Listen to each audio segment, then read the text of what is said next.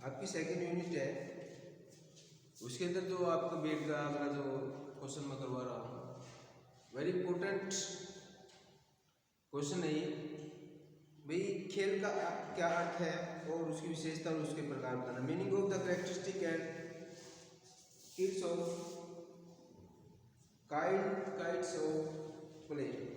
जैसे कि खेल बच्चों की एक स्वाभाविक, बच्चों को खेलना एक स्वाभाविक प्रक्रिया है। छोटे बच्चा हो या फिर थोड़ा सा बड़ा हो जाता है तो कहीं ना कहीं वो गेम खेलने लगता है, कोई क्रिकेट खेलता है या कोई कबड्डी खेलता है, उनमें कोऑपरेट की भावनाएं बनती है आपस में जो वो खेल खेलते हैं, वही इसको आप डेफिनेशन दे सकते हो या इसका अर्थ बता सकते हो।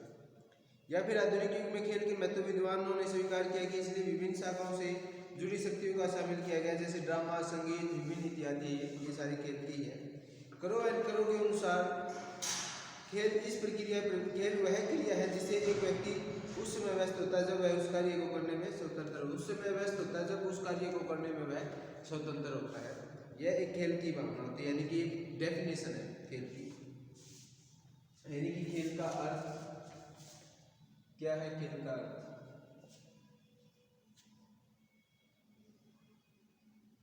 खेल का अर्थ क्या है? खेल का अर्थ है कि बालक की खेल के अनुसार बालक की शारीरिक,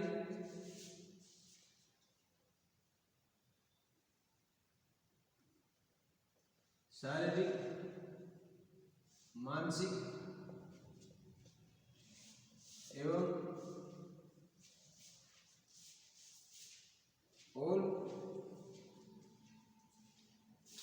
शारीरिक, मानसिक एवं स्वास्थ्य आदि परिपूर्ण होते हैं। यानी कहने का सर्वांगीण विकास, सर्वांगीण विकास बीएड में बहुत इंपॉर्टेंट है। ये all round development the most important B Ed के लिए। उसके बाद में हॉर्लॉक ने बताया कि खेल वह क्रिया है जिसे प्राप्त करने वाले आनंद के लिए की जाती है। जो भी प्राप्त करता है वो आनंद के लिए खेल की एक प्रक्रिया होती है। या कुछ लोग रचना क्रियाओं की व्यक्तिक भावना है, कुछ लोग इसे आनंदपूर्वक स्वाभाविक व रचनात्मक क्रिया भी कहा जाता है। फर्बल के अनुसार बच्चे का विकास का सर्वोत्तम रूप खेल है। बच्चे का जो विकास का सबसे इम्पोर्टेंट रोल होता है ना, जो इम्पोर्टेंट रूल होता है वो कहीं ना कहीं किसका है? खेल का। ये खेल की भावना से बच्चा सब कुछ सीखता है। खेल की क्या विशेषता हो सकती है? खेल स्वतंत्र होते हैं। कहने का मतलब खेल स्वतंत्र तरीके से खेल सकता है। नंबर पहली बात है तो खेल स्वतंत्र होते हैं खेल। उसके बाद में खेल साधारण जीवन है, खेल व्यवस्था है, खेल एक स्वाभाविक है, खेल एक आत्म प्रति शारीरिक मानसिक क्रिया है। खेल शारीरिक या मानसिक क्रिया दोनों ही एक तारीख एक पॉइंट होगी। खेल शारीरिक है, मानसिक है, सामाजिक है, आर्थिक है, ये सारी खेल बच्चों में इंटरेस्ट पैदा करता है, स्फूर्ति पैदा करता है, स्वास्थ्य को बढ़ाता है। ये सारी की सारी चीजें आप इसकी विशेषता में लिख सकते हो। प्रत्येक खेल में क्रिएटिविटी भी पाया जाना बहुत आवश्यक है। खेल बच्चों के लिए प्रेरणा का, खेल ही बच्चों की मोटिवेशनल का यानी कि प्रेरणा का स्रोत है। खेल आराम में भी कार्य करता है। ये पॉइंट आप लिख सकते हो। स्वतंत्र है, साधारण, ये सारी की सारी अपने हिसाब से आप लिख सकते हो। बच्चों की विशेषता, बच्चों के खेल में क्या विशेषता है भाई? कहने का तात्पर्य है परंपराओं से प्रभावित, यानी कि जो आपकी पुरानी चीजें हैं, ट्रेडिशनल चीजें हैं, उनके बारे में आपको पता लगता है। आप जब खेल खेलते हैं तो पता लगता है कि भाई पहले ये खेल कैसे खेला जाता था, अब कैसे खेला जाता है। ये सारी की सारी दिवास्वप्न अवस्था यानी स्टेज ऑफ ड्रीमिंग। दिवास्वप्न की अवस्था का प्रारंभ लगभग 10 वर्ष की आयु में हो जाता है। इसके पश्चात धीरे धीरे मन में खेल दूर होने लगता है। तब वह खाली समय में बैठकर दिवास्वप्न देखने लगता है। आयु बढ़ने के साथ साथ उसके दिवास्वप्न की प्रकृति बदलने लगती है। जब तक बच्चा बड़ा होता जाता है तो खेल की भावना से धीरे धीरे दूर होने लग जाता है। खोज अवस्था यानी कि बालकों की खेल के विकास में निश्चित रूप से क्रम होता है। सबसे पहली अवस्था में खोज अवस्था होती है। इस अवस्था के दौरान बच्चों ने चीज देखता है उसे झपटने का भी प्रयास करता है। या फिर खिलौने की अवस्था यानी कि टॉय एज स्टेज बोलते हैं। 1 वर्ष की अवस्था में बालक खिलौने से खेलता है। गुड्डा गुड्डी बना लेते हैं बच्चे, ट्रैक्टर ले लेते हैं, छोटा ऐसे रेडियो में सुनते हैं। कई प्रकार के होते हैं जो इनकी बच्चों के खेलने की विशेषता है। या फिर आयु के साथ साथ क्रिया में कमी, जो क्रिया में जो कमी होती है आयु के साथ साथ वो भी कमी होती है। जैसे जैसे बच्चे की आयु बढ़ती है वैसे वैसे क्रिया भी कम होती चली जाती है। उसके बाद बालकों में खेल की विविधता, यह आमतौर पर देखा जा सकता है कि सभी बच्चों के खेलने में अंतर रहता है। ये अंतर खेलने के तरीकों में अंतर होने के कारण होता है। यौन उपयुक्तता में बाल्यकाल में सभी बच्चे लड़कियां लगभग एक समान खेलते हैं, लेकिन 3 से 4 वर्ष की आयु के बाद उनके खेलों में अंतर आने लगता है। जब बच्चे बड़े हो जाते हैं, लड़कियां बड़ी हो जाती हैं, लड़के बड़े हो जाते हैं, तो डिफरेंट सी बात है, उनमें डिफरेंट आने लग जाता है। क्योंकि पहले ये सिस्टम नहीं था, लेकिन आज जो ज़माना है माय डियर वो बदल चुका है। लोगों की थिंकिंग बहुत ज़्यादा वीकनेस हो चुकी है।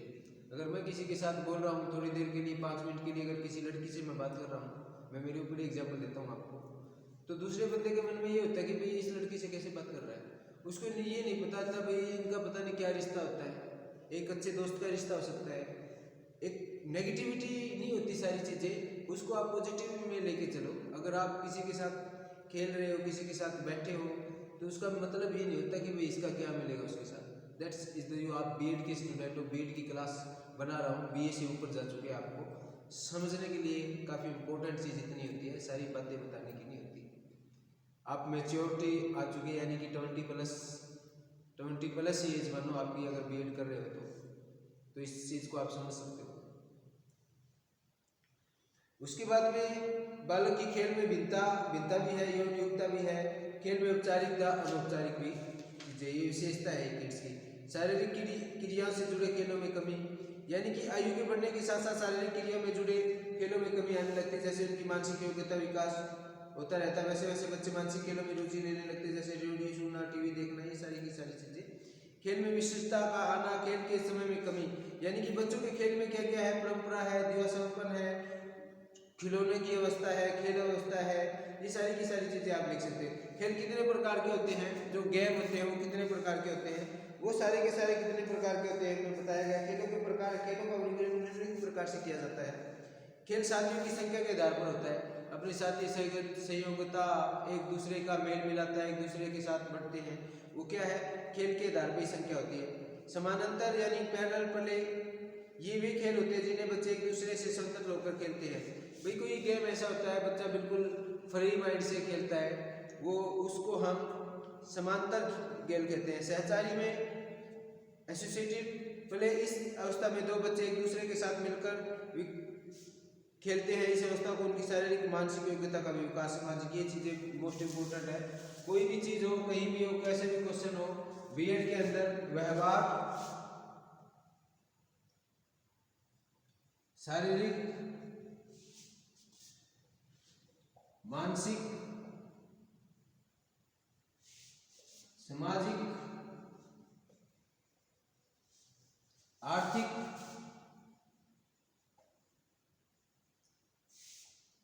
ये पॉइंट बहुत ही इंपॉर्टेंट रहते हैं बीएड के क्वेश्चन में।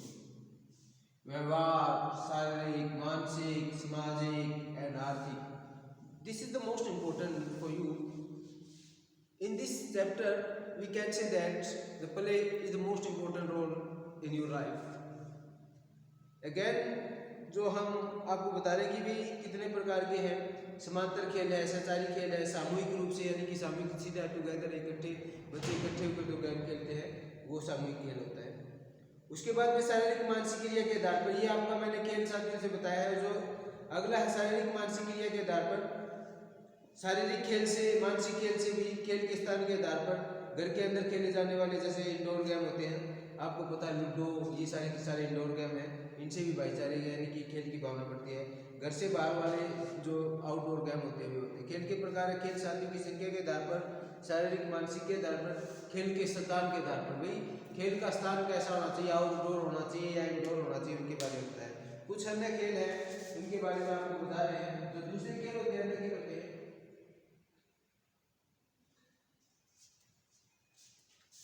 जैसे कि रचनात्मक खेल,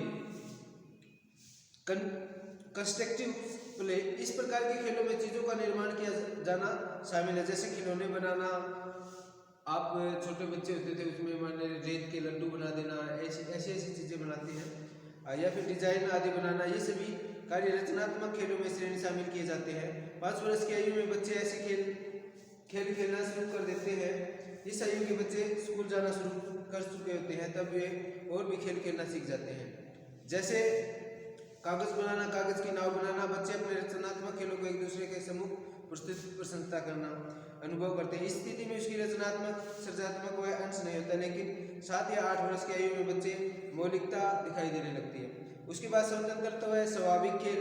बच्चों के जीवन में स्वतंत्र और स्वाभाविक खेल की सर्वप्रथम शुरू होते हैं। ऐसे खेल वालों को किसी प्रकार के नियमों का प्रतिबंध नहीं किया जाता, कोई भी प्रतिबंध नहीं लगता, स्वतंत्र होते हैं बच्चे। पढ़ना भी खेल के साथ साथ आप सीख सकते हैं।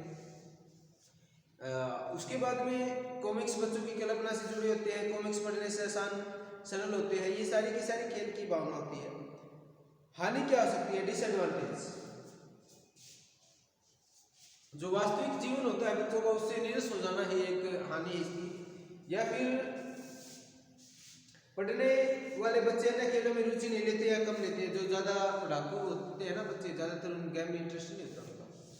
मिल का ऐसे कोई बच्चे ऐसे होते हैं जिनका पढ़ाई में कोई इंटरेस्ट नहीं होता, कम इंटरेस्ट होता, वो गेम में ज्यादा पार्टिसिपेट करते हैं। ये आपकी साइकोलॉजी इफेक्ट है। कॉमिक्स की भाषा में बहुत सी निम्न प्रकार का सत्र होता है। रेडियो टेलीविजन आपको बताना है कि रेडियो टेलीविजन का एग्जांपल दे सकते हैं। क्या रेडियो है, क्या टेलीविजन, कैसे सुनते हैं, कोई देखने वाला दृश्य है, ये सारी सामग्री है। दिवास्वप्न से है, मानसिक खेलों में वर्ग में रखा जाता है। छोटे बच्चे स्टार्टिंग से ही स्वप्न देखने लगते हैं और धीरे धीरे उनका दिवास्वप्न भी कम होने लगता है। रचनात्मक खेल के बारे में बताया मैंने आपको। उसके बाद में अन्य वर्गीकरण का जिक्र खोजी खेल है, रचनात्मक खेल है, अभी बताया मैंने थोड़ी देर पहले। उसके बाद भी बाल विकास में खेल की भूमिका का वर्णन करें। खेलों का क्या महत्व, पर जो खेलों का महत्व है ना उसके ऊपर प्रकाश डालना भी। खेलों का क्या महत्व है? भाईचारे की भावना बढ़ती है, कोऑपरेट होता है, आर्थिक सामाजिक विकास, शारीरिक स्ट्रॉन्ग होता है, मानसिक स्ट्रॉन्ग होता है, और सामाजिक विकास होता है। ये सारी चीजें मैंने बता दी है। ये पॉइंट में आप दे सकते हो अपना। इसमें जब महत्व कहीं पे भी महत्व आ जाए तो ये पॉइंट आप डाल सकते हो बीएड के अंदर। विकास की प्रक्रिया खेल महत्व अब सीमा नहीं रह गया है। न कोई व्यक्ति किसी भी महत्व इनकार कर सकता है। खेल बालकों की व्यक्ति के रूप में विकसित होता है। बालक के व्यक्तित्व के विभिन्न पक्ष खेल के प्रभाव में होते नहीं रहे हैं। खेल को एक प्रणाली है के रूप में स्वीकार किया गया है। खेल का महत्व कारणों से बहुत अधिक समझा जाता है। शारीरिक है, मानसिक है, सामाजिक है, ये लिख सकते हो आप पॉइंट।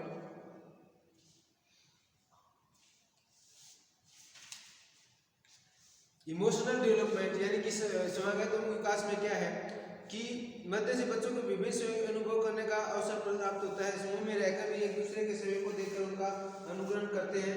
समूह खेलों के दौरान संवेगता नियंत्रण पाना भी आसान है। नैतिक मोरल डेवलपमेंट क्या होता है डियर? खेल के बालक नैतिक मूल्य के नियमों को सीखता है। एक खेल के अंदर क्या क्या नियम होने चाहिए, क्या रूल रेगुलेशन होना चाहिए, क्या डिसिप्लिन होना चाहिए। डेवलपमेंट ऑफ क्रिएटिविटी के अंदर खेल की सृजनात्मक विकास होता है। बच्चे खेल में नए नए तरीके खोज कर खिलौने, ये सारी बातें आप डाउन कर सकते हैं, राइट डाउन कर सकते हैं। खेल के महत्व में शारीरिक विकास, मानसिक विकास, सामाजिक विकास, शिक्षा में महत्व, चिकित्सा की, ये सारी चीजें इंपॉर्टेंट होती है खेल के लिए।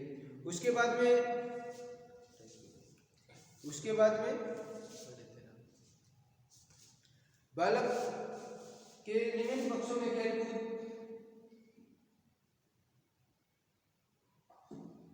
की भूमिका सब करें। शारीरिक और पेशीय गति विकास, भाषा विकास, संज्ञानात्मक विकास यानी कि पियाजे की थ्योरी है जो मैंने करवाई नहीं, वो करवाऊंगा अगर इम्पोर्टेंट है तो, काफी इम्पोर्टेंट आपके लिए। शारीरिक पेशी विकास क्या होता है? बच्चे के शारीरिक विकास के लिए शारीरिक खेल आवश्यक है। इस प्रकार खेलों में मांसपेशियों का विकसित होता है। भाई मांसपेशियों का विकास होना, अगर खेलते हो कोई गेम्स वगैरह खेलते हो तो सीधी सी बात है वो अपना गेम्स होता है। भाषा का विकास यानी कि लैंग्वेज डेवलपमेंट। बच्चे के भाषा विकास में खेल महत्वपूर्ण है। भाई लैंग्वेज के अनुसार अगर आप कोई गेम खेल रहे हो, अगर उस लैंग्वेज के बारे में नहीं जानते तो आप कैसे उस गेम को खेल पाओगे? खेलना इज मोस्ट इंपोर्टेंट है। वर्गीकरण से श्रेणीबद्ध खेल के दौरान बच्चे अनेक प्रकार की वस्तुएं वर्गीकरण करना, श्रेणीबद्ध करना और विभिन्न वस्तुओं के बीच क्रम स्थापित करना सीखते हैं। रेत, मिट्टी या गारे के साथ खेलने से बच्चों में यह सीखने समझने का अवसर मिलता है किस प्रकार थोड़े से हेरफेर से इनमें अनेक प्रकार की वस्तुएं बनाई जाती हैं। जैसे कि सुरंगें रेत रेत के घर बनाना, लड्डू बनाना बस पीछे आया था, वही है वर्गीकरण क्रिकेट सेंटर। और ध्यान केंद्रित योग्यता, ये सारी की सारी सामाजिक विकास में योगदान है खेल का, सामाजिक है, स्वास्थ्य है, सारी की सारी। खेल की चिकित्सिक प्रयोग में एक टिप्पणी लिखें। खेल की चिकित्सिक में क्या है कि बच्चों को के लिए खेल कूद का उपयोग इस तरह की किया जाता है। खेल का प्रयोग बच्चों के अंतर्गत उठा हुए तनाव के बाहर निकालने के लिए किया जाता है। बिल्कुल। माता पिता की क्या भूमिका होती है भाई गेम्स के अंदर? शिक्षक की क्या भूमिका होती है? रोल ऑफ शिक्षक, गृह कार्य पर नजर रखना,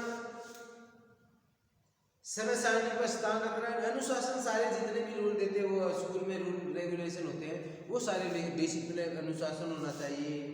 और दूसरी बात समय सारणी होनी चाहिए, खेल कूद की प्रतियोगिता होनी चाहिए, सामग्री खरीदने के लिए बजट होना चाहिए। एक पूरा खाका तैयार करना ही स्कूल का मैनेजमेंट का है, वो मैनेजमेंट का काम आप लिख सकते हो। खेल अध्यापक की भूमिका क्या होती है? गृह कार्य पर नजर, समय सारणी पर, खेल कूद क्रियाएं, खेल सामग्री खरीदने के लिए बजट, विभिन्न प्रकार क्रियाओं में भाग लेने वाले अवसर, अन्य क्रिया, ये सारी की सारी क्या है? अध्यापक की भूमिका है। एक खेल में अध्यापक की क्या भूमिका होती है? खेल कूद में माता पिता की सहभागिता की भूमिका, भाई माता पिता सामूहिक बैठकों का आयोजन करना, पीटीएम बोलते हैं जिसको। दूसरी क्रियाकलाप के लिए समय बंटवारा, बाहर मैदान पर जाना, खेल मैदान तैयार करवाना, ये सारी की सारी खेल कूद में माता पिता की सहभागिता होती है, भूमिका होती है। खेल कूद में यानी कि सामूहिक बैठक योजना, बाहर मैदान पर जाना, खेल के मैदान को तैयार करवाना, ये सारी की सारी है। ठीक है डियर, ये आपका मोस्ट इम्पोर्टेंट क्वेश्चन है, खेल है। खेल से बाहर कुछ भी नहीं आएगा। अगला जो क्वेश्चन है वो आपका खेल के नियम है, वही चीजें इसमें बार बार दिखाई गई है। खेल के अनुसार है, गिद्दी खेल है। खेल का जो ऑप्शन होता है इसे उसमें कबड्डी के खेल के क्या नियम हो सकते हैं, वॉलीबॉल खेल के क्या नियम हो सकते हैं, ये सारी की सारी और तो सारे पॉइंट ही मिलेंगे। खो खो खेल के नियम क्या, कितने खिलाड़ी होते हैं, कौन सा खिलाड़ी कॉर्नर पे होता है, कौन सा बाउंसर होता है, क्या बोनस क्या होता है, इन चीज़ों का ध्यान होना चाहिए। वैसे ही इंपॉर्टेंट चीज़ें होती है खेल के लिए, भाई कितने सेंटीमीटर की पिच होनी चाहिए। Very important question for you B Ed class, ये आपकी सेकंड यूनिट में से हमने क्वेश्चन डाला है। Thank you very much. Channel को लाइक करना, सब्सक्राइब करना। Thank you, bye.